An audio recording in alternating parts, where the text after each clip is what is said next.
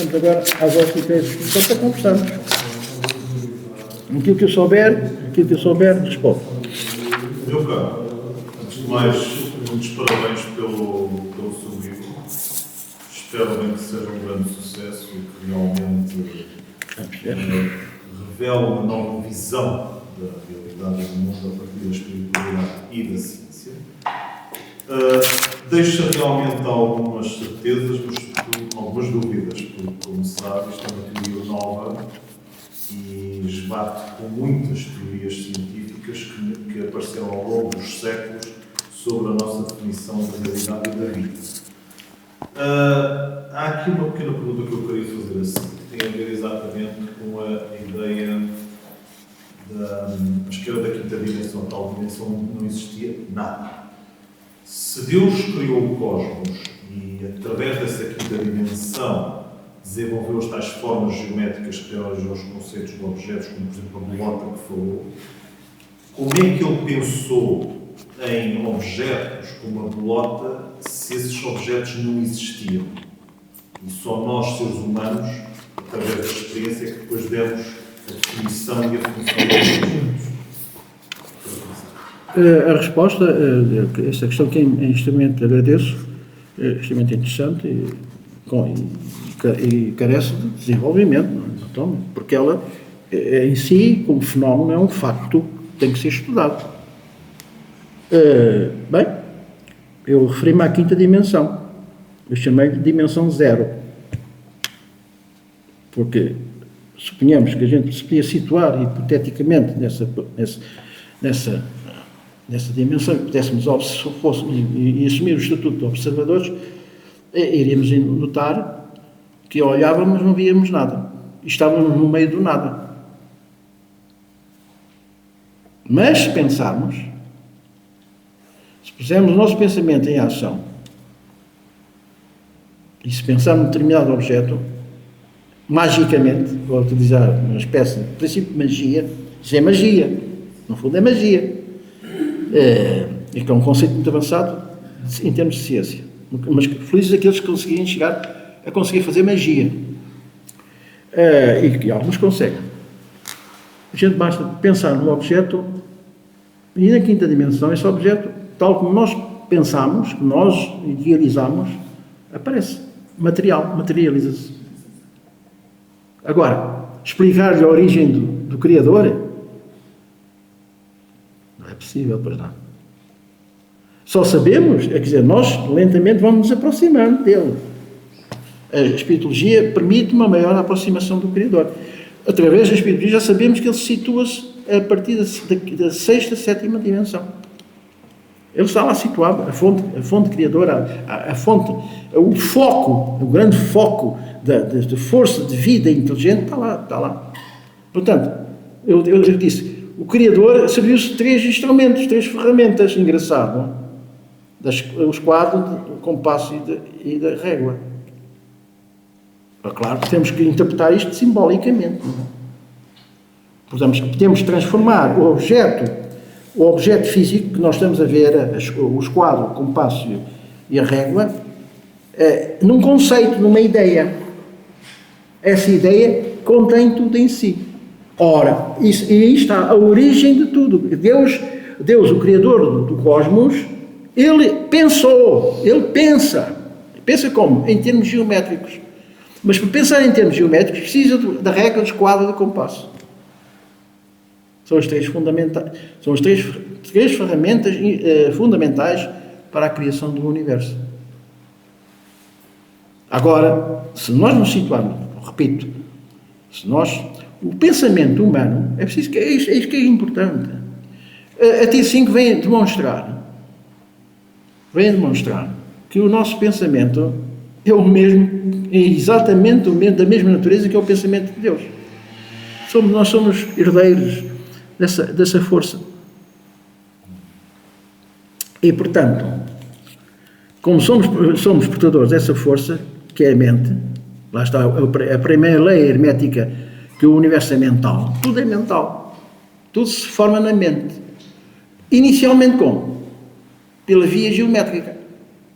Portanto, Dizem que a matemática que é universal, e não, a matemática é até inferior à própria geometria. Quando surgiu a matemática, já existia geometria há muito tempo, porque a geometria é a origem de tudo quanto existe, é através da geometria. Foi o método que o Criador utilizou, foi a geometria. E pronto, simbolicamente, o que é que a gente vamos isso comparar à régua, ao esquadro e ao compasso, aos tais instrumentos necessários para fazermos, para podermos desenhar, para traçar traços, pontos, enfim, em termos geométricos, não é? E Deus, geometricamente, mentalmente, Ele, em termos geométricos, Ele idealizou tudo isso. E para nos aproximar da sua ideia, do seu pensamento, nós construímos três instrumentos, três ferramentas materiais, que é o esquadro, a régua e o compasso. Todos eles têm missões próprias para formatar, dar forma e estrutura ao universo. Agora, o milagre, a magia das magias está precisamente na quinta dimensão, de onde surge, de onde brota tudo. Quer dizer, é a partir da quinta dimensão que Deus vai dar origem às formas materiais. Quem diga que o Big Bang foi uma explosão. Não foi explosão nenhuma, não podia ser explosão. Foi uma emanação, uma projeção que saiu de um dado lugar, do nada, e projetou-se e criou o universo. Porque a própria matéria, o próprio átomo, tem inteligência, tem consciência, já determinado, sabe o que vai fazer. Cada célula, cada átomo sabe o que tem que fazer. É como um enxame de abelhas, que todas elas sabem, têm todas as atribuições para criar os favos, o mel. Assim somos nós.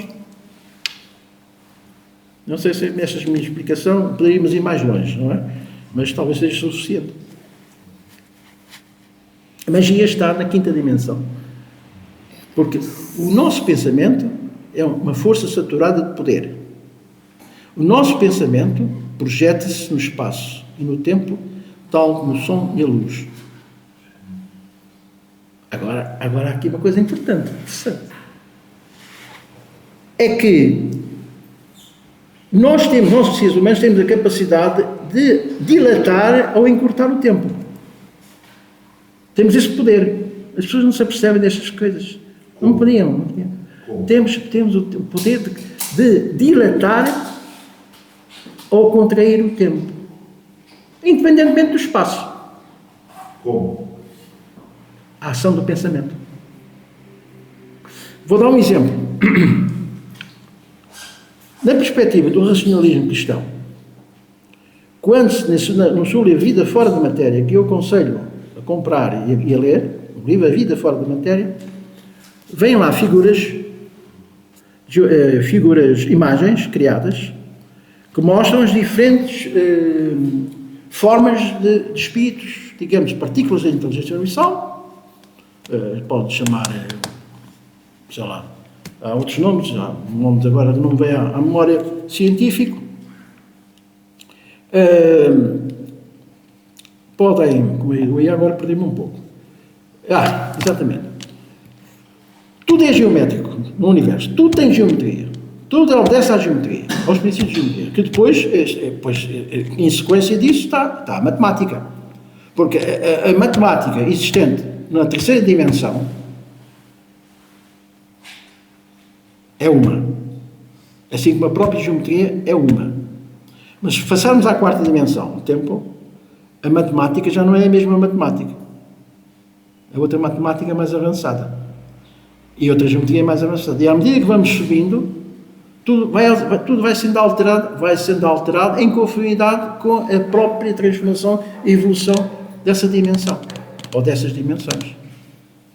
Consequentemente, quero eu dizer que o nosso pensamento, quando, seguindo a metodologia da espiritologia, seguindo através da educação científica da vontade, nós podemos conseguir um autodomínio mental enorme. Por aí, vou dar um exemplo. Vamos num metro, vai uma série de rapaziada, raparigas e rapazes a tocarem música, e é um alarido, é um caos, ali, barulho. O mestre, digamos,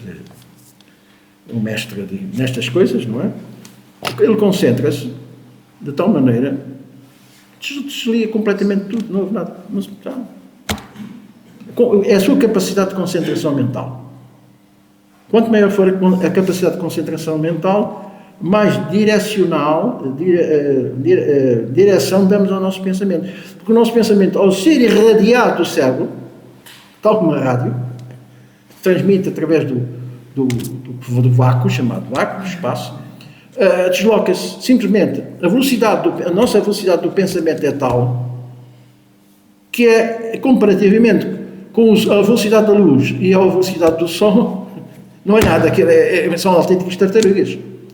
Tanto é que era aquilo que eu estava a chegar. No racionalismo está, na vida fora da matéria, onde é que aparecem figuras de espíritos altamente evoluídos que assumem diferentes formas maravilhosas, de grande beleza artística e geométrica, esses espíritos, se quiserem, têm a sua capacidade mental.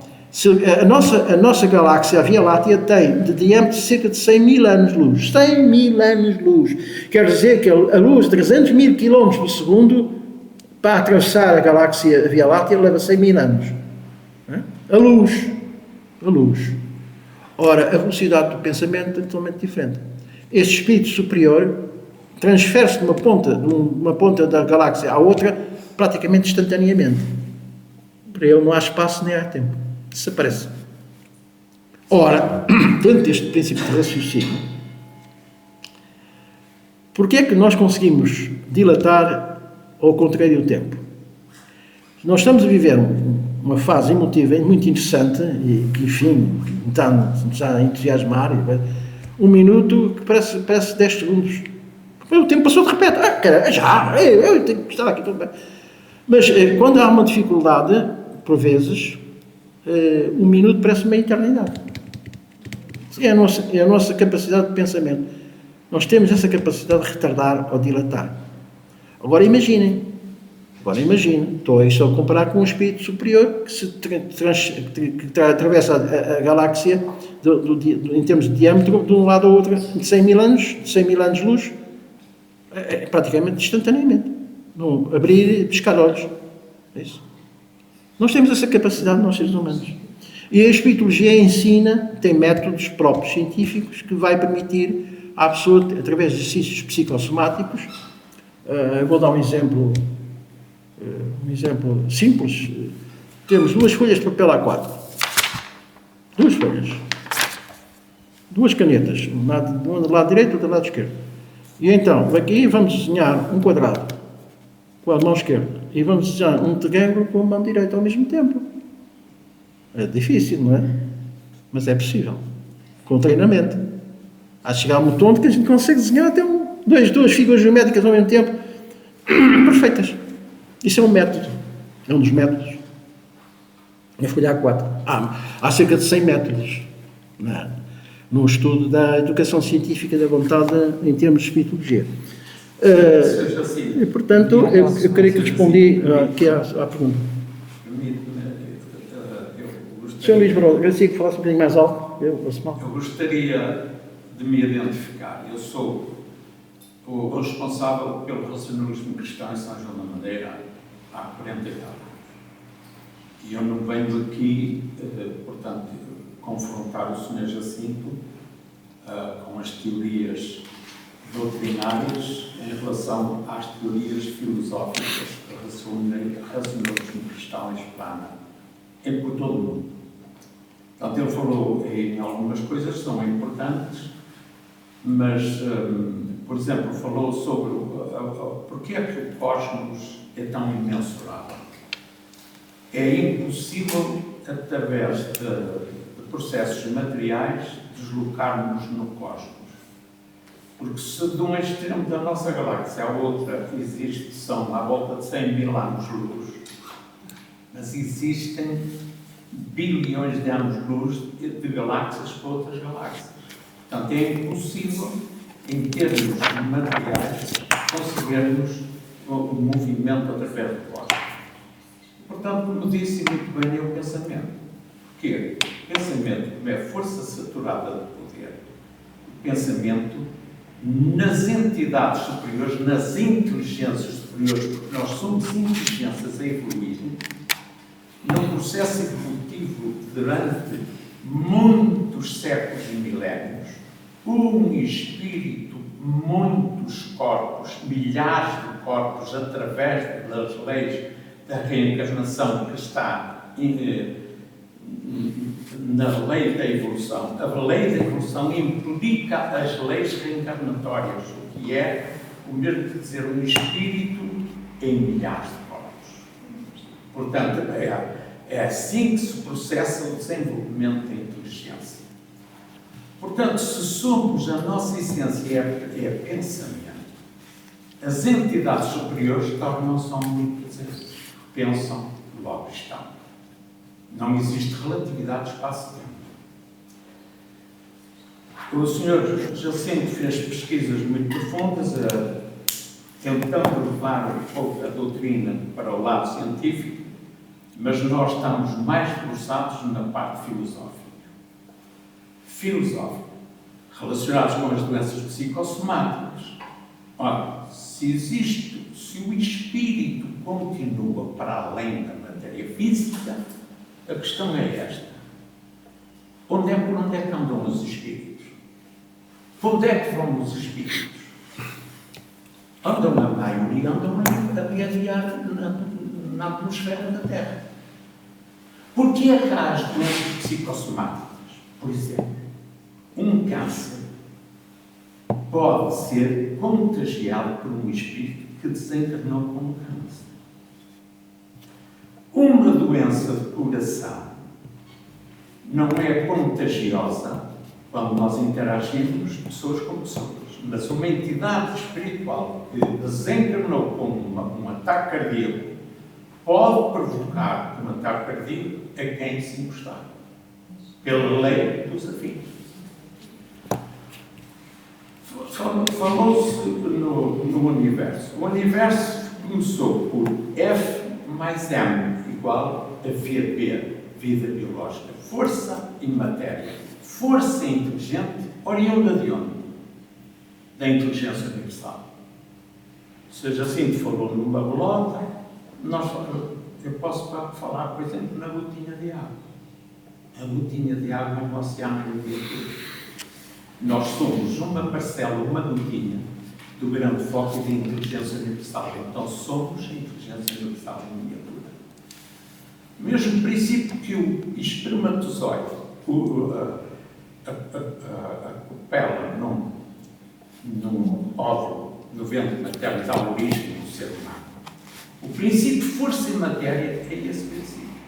O espermatozoide, num óvulo imagético, tem origem de um ser humano. Força e matéria, a força inteligente, atua no átomo, por isso é que seja assim, diz que o átomo tem consciência, que vem da origem da força inteligente. A força inteligente do que é? A inteligência universal é a consciência universal. O grande foco de Deus é a consciência universal. Pensamento criador, a consciência universal. Porquê a força criadora? Ou seja, assim que falou. A força criadora é nada mais, nada menos do que um processo de bilhões de anos de trabalho dessas duas componentes, dessa dualidade, força e matéria. A força inteligente, dinamizando o golfo energético, deu origem ao Big Bang. Bang não existiu porque não existe a explosão do vácuo no vazio. Portanto, existiu o Big, a expansão. E então, a força inteligente começou a processar nesse óvulo energético e criou o átomo, que é a partícula mais ínfima da matéria. Força e matéria. Inteligência e matéria.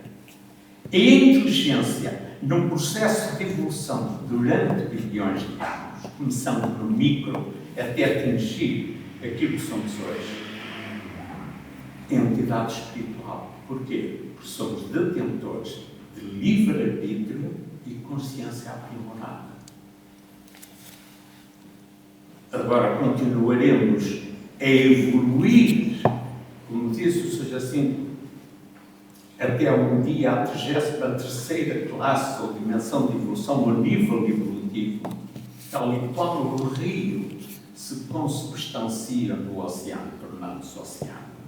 Nós que somos originários do grande foco da inteligência universal, nos vamos consubstanciar com a inteligência universal. E aqui eu contrario o que o Senhor Jacinto disse: não perdemos a individualidade. Seremos deuses, chamemos-lhe assim, para o contributo da formação de outros universos.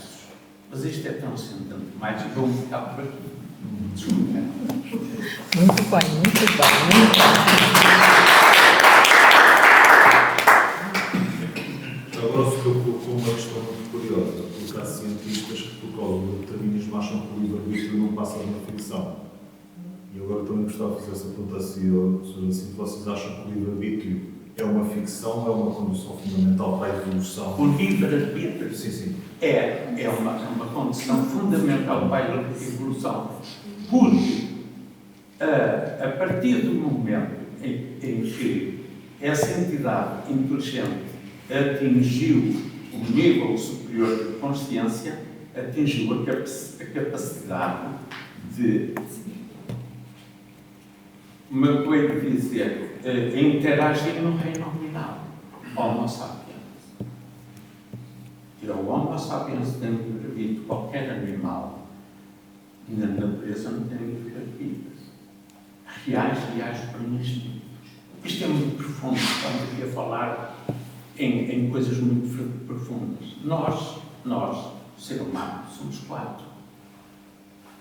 Espírito, corpo fluídico, campo etérico, corpo físico. Corpo fluídico é formado em dimensões espirituais com matéria quintessencial. Por isso é que é fluídico, diáfano. À proporção da nossa evolução espiritual, nós vamos atingindo maior diafanidade, o maior diáfano. A mesma coisa que meter uma copa de água poluída, e se formos extinguindo a água, nós vemos que começamos a ver a água transparente. Nós olhamos para o copo cheio e dizemos assim: não, o copo está vazio. A evolução espiritual do nosso espírito tem que atingir esse nível de diáfano, com a sua matéria quintessencial. Pronto, eu não quero estar a contrariar seja assim, estou a ficar com a boca muito seca e estou a ter problemas. O seja assim, muito bem, tem de ter alguém com essa devo aqui declarar publicamente de que a Espiritologia está em perfeita e completa consonância com o racionalismo cristão. Portanto, estou de acordo plenamente com o que ele está a dizer. O seja assim está num esforço de culto a tentar, isso tem de ser feito. Ele está a lançar provavelmente as bases em que a própria ciência empírica abre os olhos a uma realidade que jamais alguém pode esconder, que é a realidade espiritual. Nós somos espíritos a vivenciar experiências humanas para evoluir. Espiritualidade é igual a sabedoria, não é igual a intelectualidade. Vamos ver a diferença de espiritualidade igual a sabedoria. E então nós estamos neste grande processo de evolução. Porque eu, quando era criança, e fui obrigado a aprender catecismo religioso, nós não temos nada contra as religiões. As religiões são importantes, fazem parte de um processo de ensino do próprio Espírito. Quando éramos crianças, nós acreditávamos em muitas coisas que hoje, como adultos, temos consciência que é demagogia. Diziam-nos assim: mas olha, é preciso ter fé. Muitas vezes, eu andei alguns anos no seminário e os meus professores padres diziam-nos: Luís, tens de ter fé. E eu dizia assim para o padre: e era adolescente, na altura desse e-mail, se você me diz que este copo é de plástico, eu estou a ver que é de vidro, eu tenho de através do meu raciocínio, da minha inteligência analítica, dizer que este copo é de vidro. Ai, mas tens de ter fé que ele é de plástico. Não alinho isso. A fé cega-nos poucas pessoas. Por isso é que temos um mundo ao qual mentes estratificadas precisamente pela demagogia de milénios, séculos e milênios constantes, porque existe um fator muito importante, que é a especulação através das crendices religiosas. Usam Deus para atingir grandes fortunas, para conquistar grandes fortunas. E estamos no tempo em que a espiritualidade tem de dizer: não basta aos seres humanos, basta ao Jesus Cristo, o Mestre Nazareno, o grande pedagogo da psiquiatria, do amor, da sensibilidade. Se ele viesse à Terra hoje, os interesses instalados novamente o assassinavam. É por isso, eu louvo pessoas como eu já sinto que neste momento estão a tentar demarcar um pouco estas tendências humanas para tentar gradualmente fugirmos dessa demagogia que nos tem. Sabem qual é o pior mal do planeta Terra? O pior mal, a mãe de todos os males, é a ignorância sobre a vida espiritual. Qual é o remédio para todos os males? O amor. O amor cristão. Porque nós somos oriundos do amor, da sabedoria universal, que é amor universal. Sabedoria universal. Nós, o feto no corpo, dentro do corpo materno, está para a mãe, como nós estamos para Deus. Estamos ligados com um cordão umbilical, que é a nossa consciência, um cordão umbilical que nos liga com o grande foco, a inteligência universal. Portanto, não é Deus uma entidade, a inteligência universal. É como o grande oceano composto de miríades de gotinhas de água. Cada gotinha de água junta forma um oceano. E cada ser senciente, cada ser espiritual no planeta Terra e em todos o cosmos, porque existe vida por todo o cosmos, tudo isso forma a inteligência universal e a força criadora. Tenho dito. Por vezes a raciocinação confunde-se com a espiritualogia, não é para admirar. Agora, a senhora queria fazer uma pergunta? É simplesmente um comentário. Esteve a ouvir Mais alto. e achei tão interessante que consigo entender porque é que a espiritualogia é em parte filosófica e científica. Sim. E chamou a atenção, despertou muito interesse em parte da física quântica. E lembrei-me que hoje em dia já se aplica a física quântica à própria ciência. Por exemplo, os cartões de crédito, a passagem nas autoestradas, os telemóveis, já se começa a aplicar na parte científica.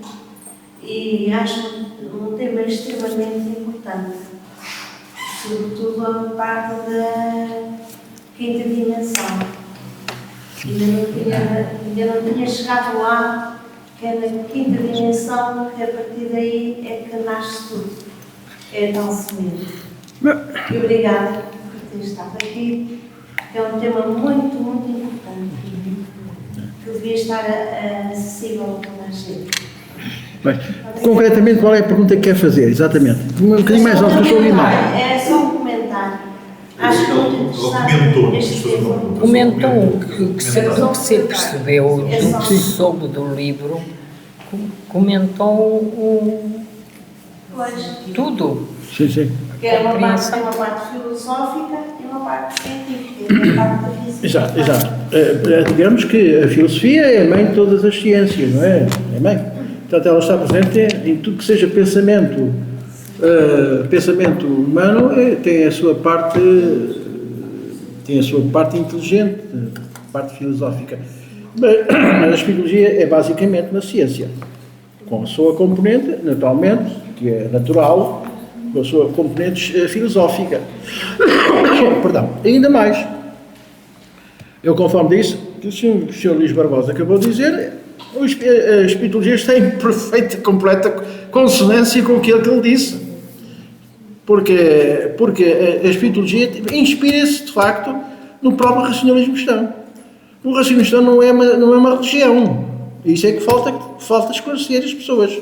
O racionalismo cristão é, evidentemente, uma doutrina espiritualista e filosófica. E com uma basezinha científica.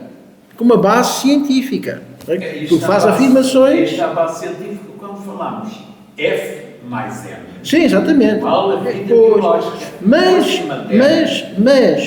o raciocínio cristão é perfeito e completo na sua componente espiritualista, que é aquilo que ocorre nas diversas filiais do raciocínio cristão dispersas pelo planeta. Aqui temos uma filial em São João da Madeira, e temos em Lisboa, temos no Porto, e temos em diferentes partes do mundo, não é? Toda a parte. Porque o raciocínio cristão é, de facto, um ponto de vista científico.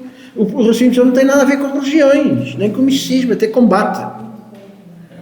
O raciocínio cristão procura a sua natureza científica, digamos, espiritualmente falando. Procura, porque é pelo caminho, é pelo conhecimento científico que nós vamos compreendendo a vida. Tudo que nos envolve. Agora, há aqui duas questões que se levantam. É que, nesse aspecto, o raciocínio cristão está mais à frente que a própria ciência. Porque utiliza um instrumento muito importante. E de uma maneira absolutamente vertical e horizontal. É a capacidade intuitiva. Está acima do próprio. A passo que a ciência é a medida, é o ver, ouvir, cheirar, medir, etc, etc. Também tem uma componente intuitiva, porque graças a essa componente intuitiva é que se chegou às grandes descobertas. Porque reparem aqui, há dois métodos científicos de conhecimento.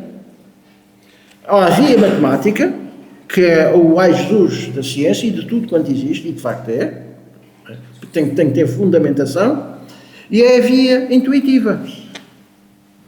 A via intuitiva foi o pai do intuicionismo, foi o Henri Bergson, bergsonismo, que ele prova, que tentou demonstrar e demonstrou que nós podemos estar mais avançados no conhecimento de determinado assunto pela via intuitiva do que pela via matemática. Pela via intuitiva é mais rápido e quase instantâneo. Chegamos lá, à intuição desse conhecimento que vem ao nosso encontro. Ao passo que a ciência tem que transpirar e suar e inspirar e tem que procurar estudar e medir coisas para chegar lá. Não é muitíssimo mais lenta. Ora, a espiritualogia é precisamente uma ponte entre o conhecimento, a metafísica, a espiritualidade e a própria ciência. Ou seja, assim tu disse aí algo muito importante. Todos nós, sem exceção, temos percepção extrasensorial intuitiva. E, sobretudo, as mulheres chamam-lhe isso o sexto sentido. Percepção extrasensorial no nível de sensibilidade, dentro do espetacular evidência e da premonição. Poderia estar aqui a explicar muita coisa, mas isto é profundo, como diz o Pinheiro Guerra, António Pinheiro Guerra, é profundo e claro. Nós falámos sobre as mediunidades, a mediunidade vivente, auditiva, a mediunidade olfativa, de incorporação, a mediunidade psicográfica. Temos vários exemplos de pessoas com os olhos fechados que não sabem escrever nem ler. E escrevem. Psicografia.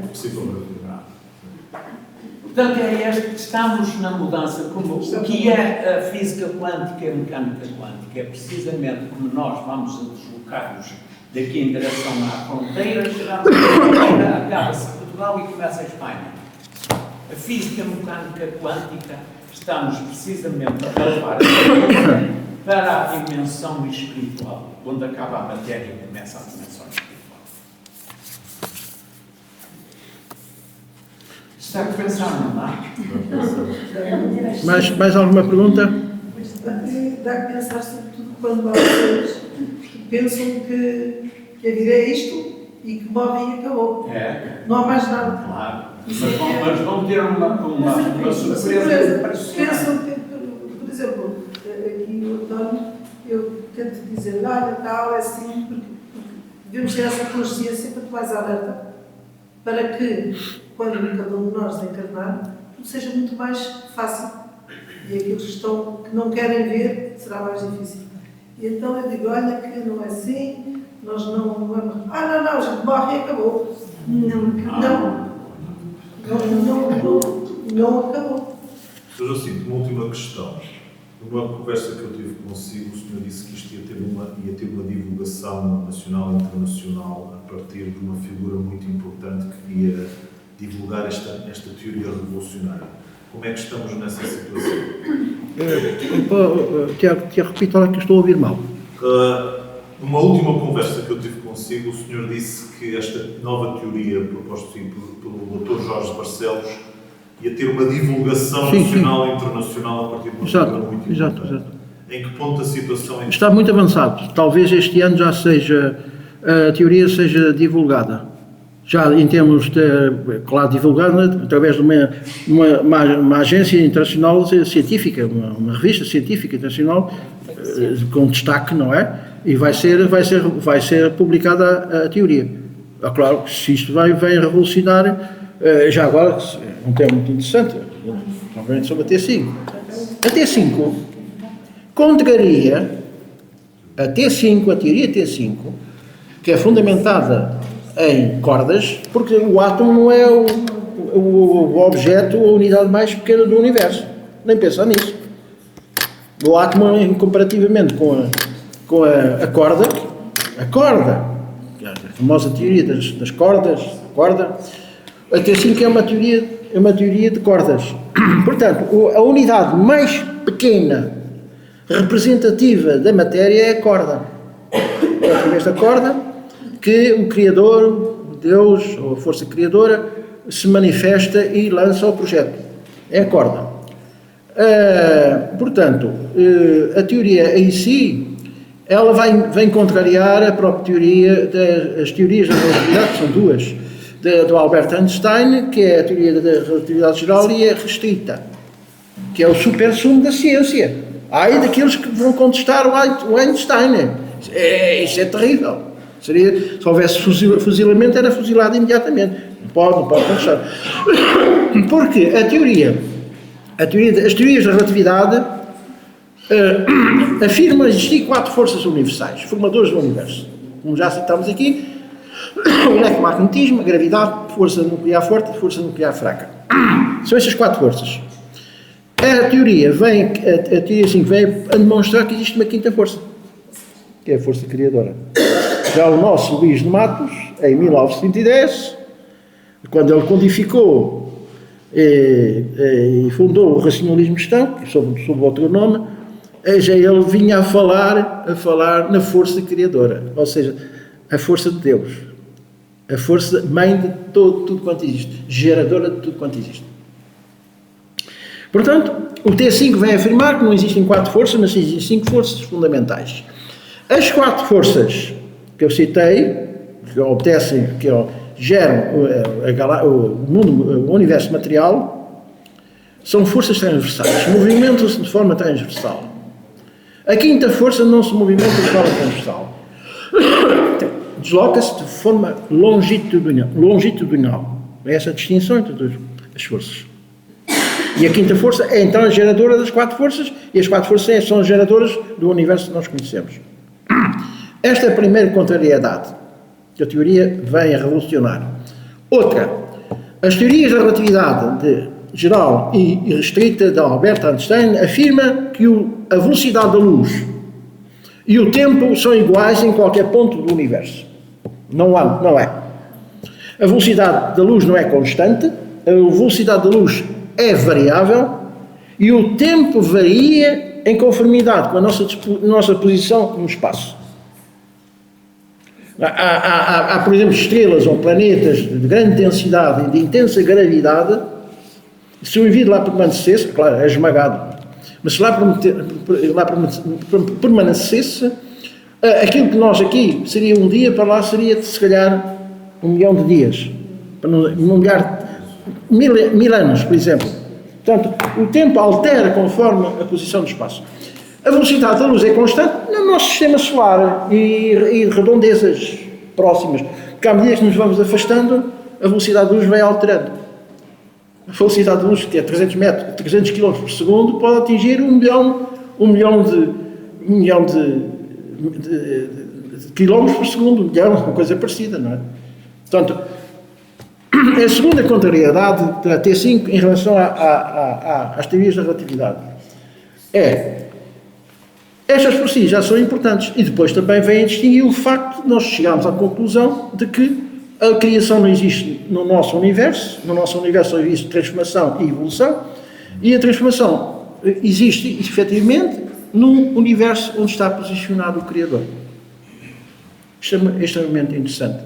Outro aspecto que eu quero aqui também sobre a questão da velocidade da luz e a questão do diâmetro da Via Láctea. Em termos de física quântica, há o fenómeno de duas partículas que estão imensamente distanciadas uma da outra, e quando uma vibra, a outra vibra igualmente. Isso chama-se entrelaçamento em física. Entrelaçamento.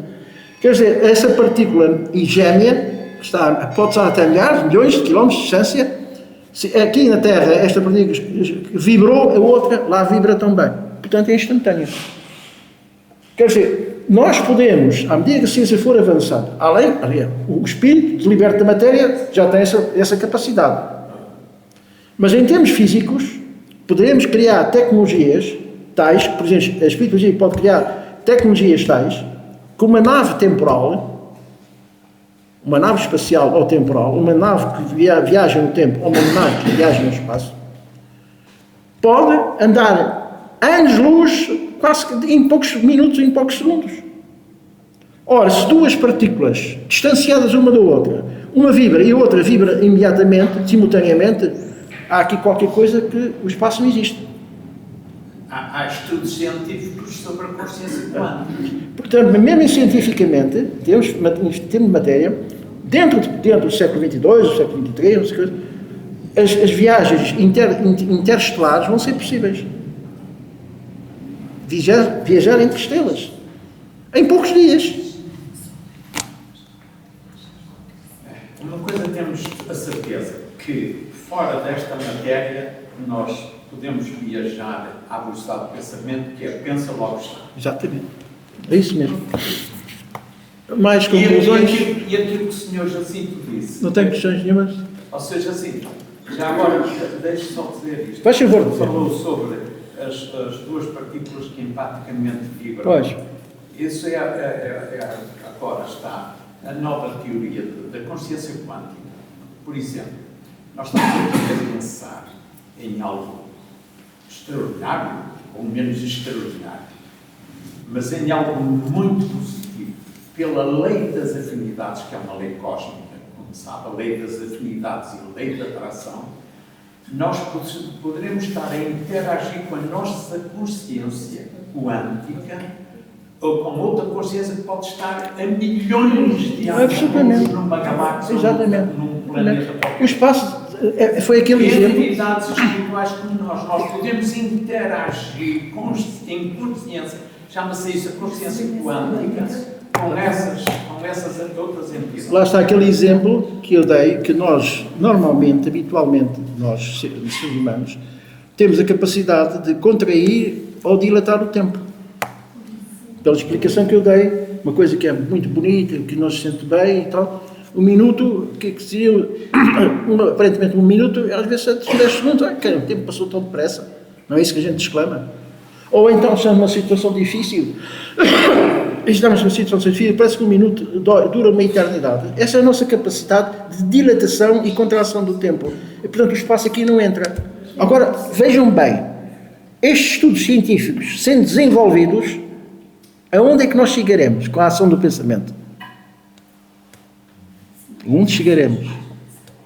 À medida que fomos desenvolvendo, e, por exemplo, no caso da metodologia aplicada pela espiritologia, vai permitir precisamente isso, essa capacidade de, por exemplo, prever o futuro, prever um acontecimento de 10 minutos, ou daqui a 10 minutos, ou 10 segundos, ou 30 segundos, uma coisa vai ocorrer. E a pessoa tem a intuição, tem a percepção desse perigo.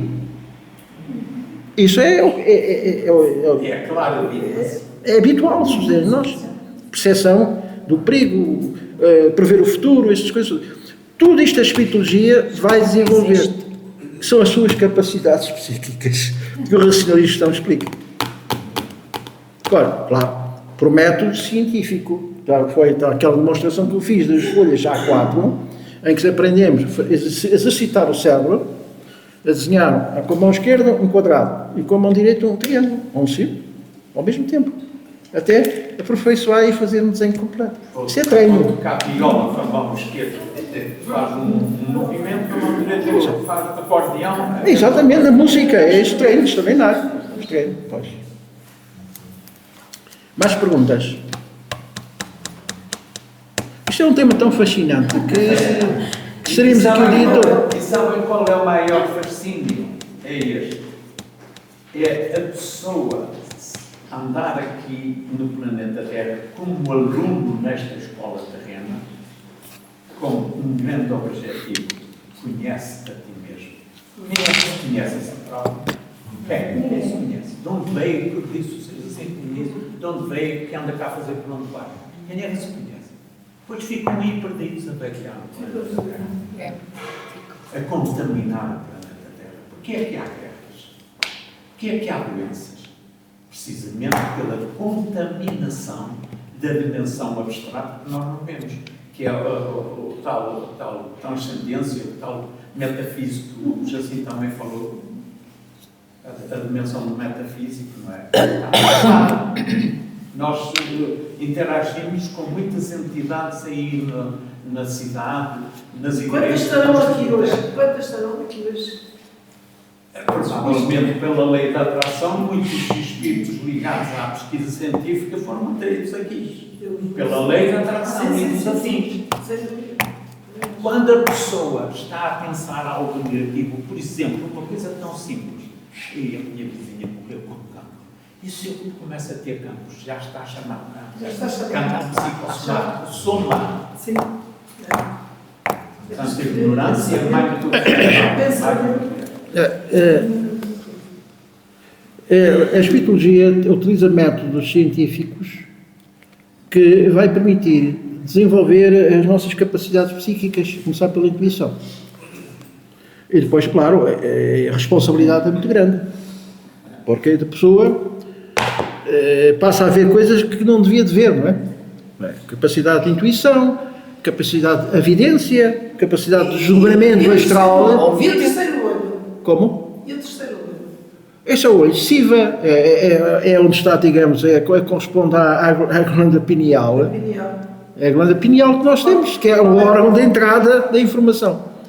O hipocampo trabalha a informação. Eu não cito aqui porque o António Damasio só se refere ao hipocampo, mas eu refiro-me agora à glândula pineal, que é o terceiro olho, é o olho de Siva, é hinduísmo.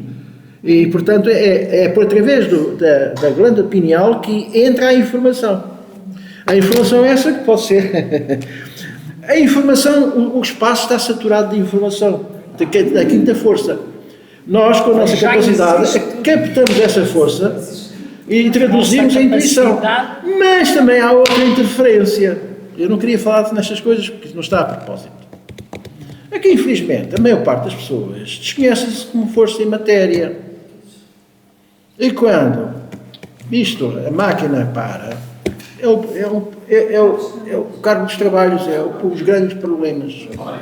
Alguns de vós e de nós. Olha, nós já estamos com outros conhecimentos, mas alguns de vós, sobretudo, pessoas que desconhecem e até não aceitam a vida fora da matéria, vão assistir ao próprio funeral.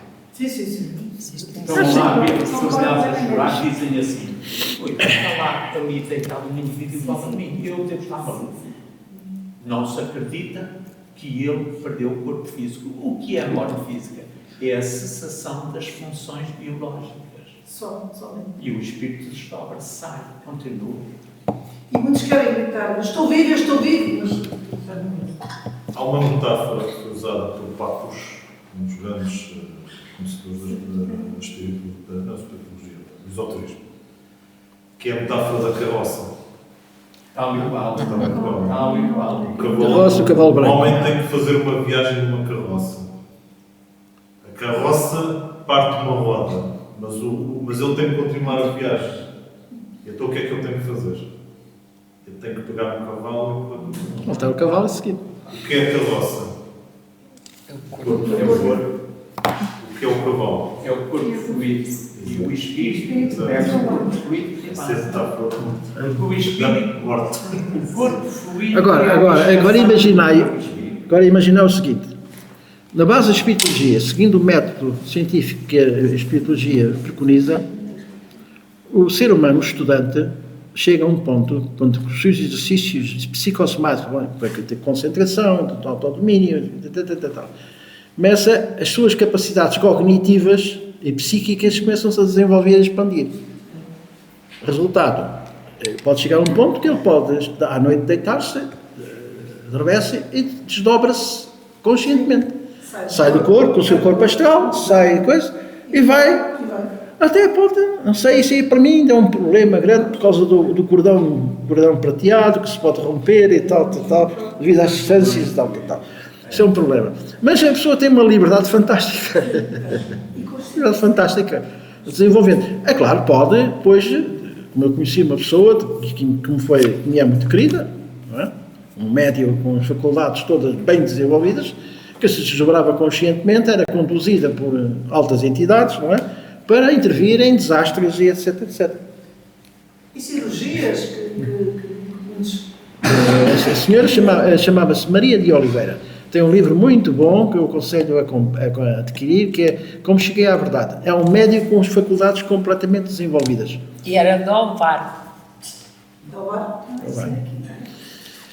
Eu Cidade de Ovar. frequento a nossa escola racionalista cristã, que é aqui na rua Doutor Sá Carneiro.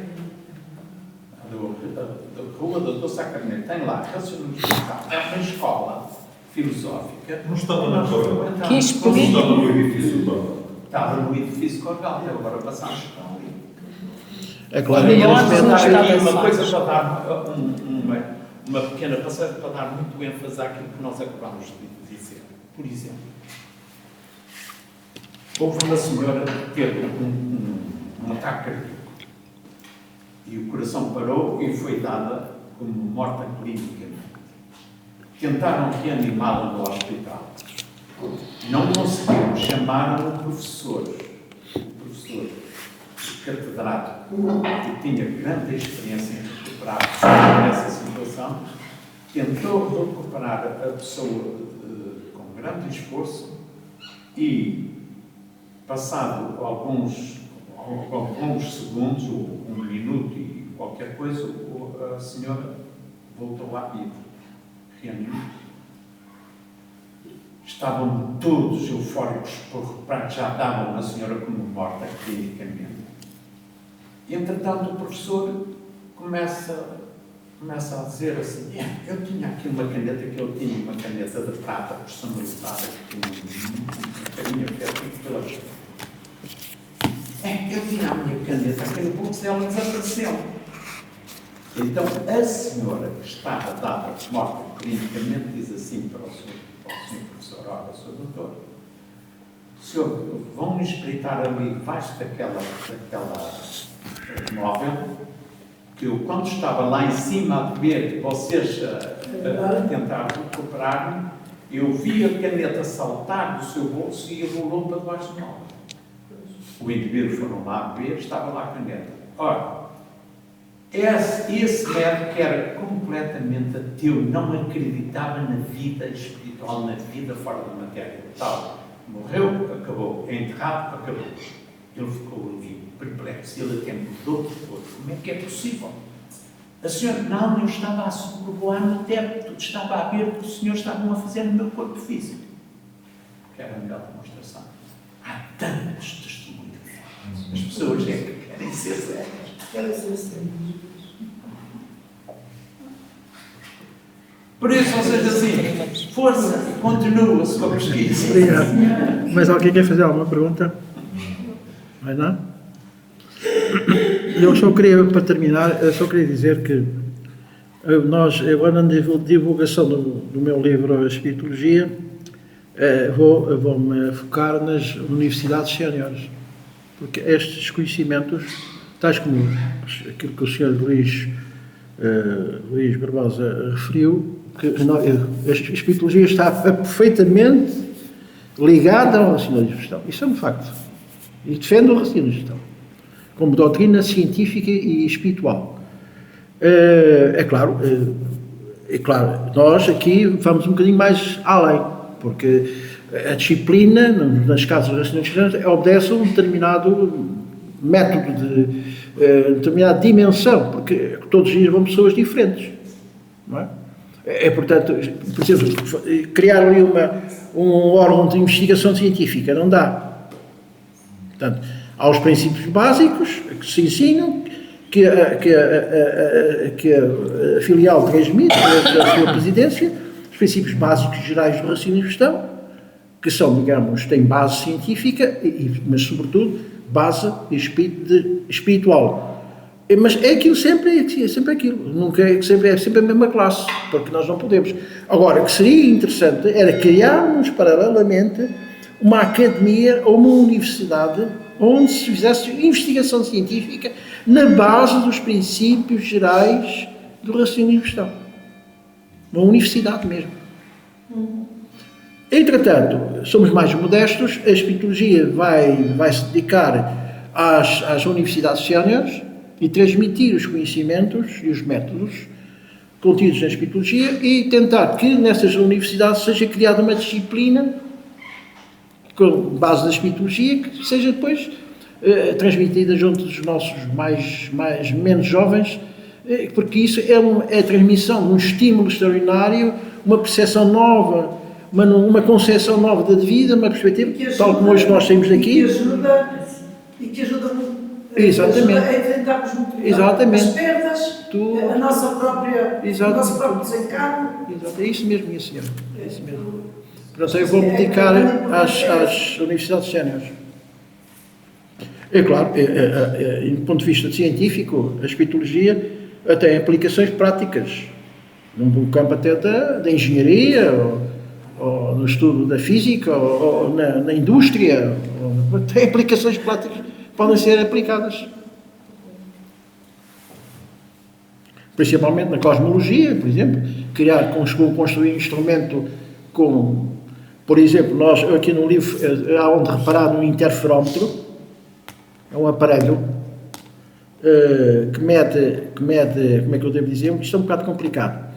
É um interferómetro que mede a velocidade da luz, mede em diferentes condições ou ambientes. Este meu amigo Jorge Barcelos, é praticado pela indústria e pela medicina o chamado interferómetro de Michelson, que apenas visualiza os átomos. Aqui é que há a diferença. Enquanto o interferómetro criado por Jorge Barcelos é um interferómetro diferencial que não só capta a imagem dos átomos, como capta a imagem das cordas. Por exemplo, sendo aplicados estes conhecimentos a um microscópio, por exemplo, na indústria farmacêutica, este novo aparelho, aplicado na indústria farmacêutica, tem resultados espantosos. Porquê? Porque enquanto o interferómetro Michelson só se apercebe a nível atómico, no nível do átomo, o interferómetro do Jorge Barcelos é um interferómetro diferencial que capta o movimento das cordas que são incomparavelmente mais pequenas. Está no livro, está lá uma explicaçãozinha sobre o interferómetro. Portanto, isto tem implicações, não só do ponto de vista espiritual, científico, como tem implicações práticas nas próprias tecnologias da engenharia, de tudo isso, não é? esta teoria, sendo quando for revelada publicamente, vai provocar um abalo muito grande a nível. Para já a escola de como é que se chama? Copenhague, a escola de Copenhague, que é famosa, onde reuniram os sábios mais importantes do mundo, mais avançados, incluindo o Albert Einstein, ficou consagrado na escola de Copenhague que o universo estruturalmente é probabilístico. Portanto, aqui o princípio da incerteza de Heisenberg funciona. A gente não sabe exatamente qual é o itinerário de um projétil, uma pistola, um projétil de uma dada partícula, qual é a sua posição naquele momento e qual é a velocidade que leva. Portanto, a probabilidade é probabilístico. Quando a T5 vem a demonstrar que o universo é determinista. Tudo está determinado. E aí, o livre-arbítrio, Sr. Luís Barbosa.